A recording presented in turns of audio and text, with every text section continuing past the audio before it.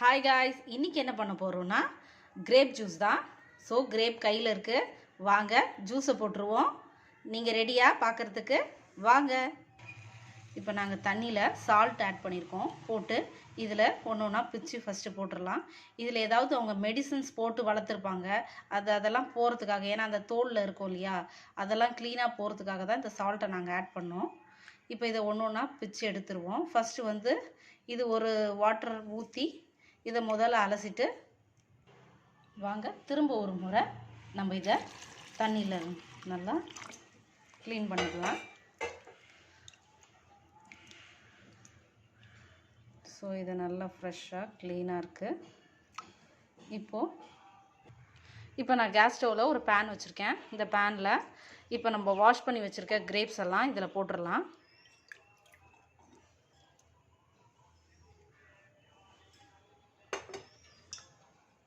இப்போது இதில் முழுகிற அளவுக்கு தண்ணி ஆட் பண்ணிப்போம்.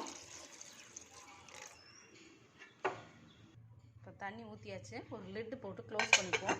ஒரு 15 to 20 மினிட்ஸ் இது நல்லா குக் ஆகணும். அதுக்கப்புறம் பார்க்கலாம். இப்போ நல்லா குக் ஆகிருக்கு. ஸோ நான் ஒரு மேஷர் வச்சு மேஷ் பண்ணிக்கிறேன். அப்போ இதில் இருக்கக்கூடிய சீடெலாம் வெளியே வந்துடும். அதுக்கப்புறம் இதில் இருக்கக்கூடிய அந்த ஜூஸ்லாம் நமக்கு ஈஸியாக கிடைக்கும். ஸோ அதனால தான் நான் இப்போ இதை வச்சு மேஷ் பண்ணிக்கிறேன். கேஸ் ஸ்டவ் நிறுத்திடுறேன். இப்போ நம்ம என்ன பண்ண போகிறோம்னா, ஒரு ஸ்ட்ரெயினர் வச்சுட்டு இதை வெடிகட்டிக்கலாம்.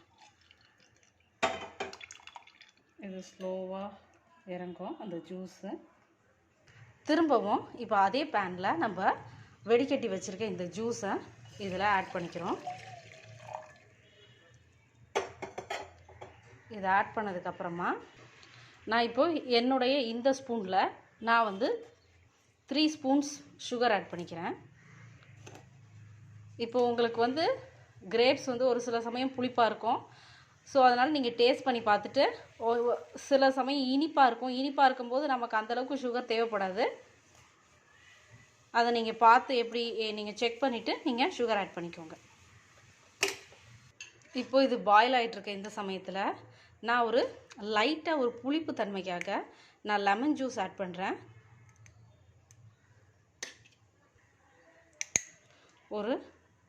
ஜஸ்ட்டு ஒரு 2 ட்ராப்ஸ். இப்போ கேஸ் ஸ்டவ்வை நிறுத்திடலாம். நிறுத்திட்டு இது நல்லா கூல் டவுன் ஆனதுக்கப்புறமா இப்போ நம்ம சர்வ் பண்ணுறதுக்கு ஒரு கிளாஸில் மாற்றிக்கலாம்.